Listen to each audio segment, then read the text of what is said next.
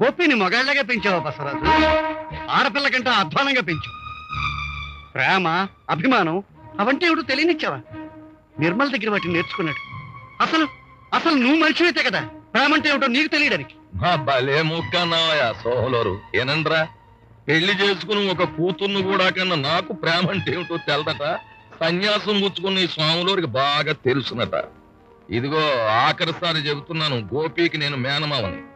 ఎవరినిచ్చి పెళ్లి చెయ్యాలో ఎవరినిచ్చి పెళ్లి చేయకూడదో నాకు బాగా తెలుసు.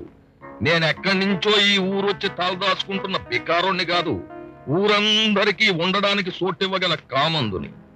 ఐరు పేరు లేని వాళ్ళు వచ్చి నన్ను నిలదీస్తే ఊరుకునే రకం కాదు నాది. అల్ల కల్లోలమైపోద్ది. బసవరాజు, తప్పు నీ వైపు ఉంది, కానీ ధర్మం నా వైపు ఉంది.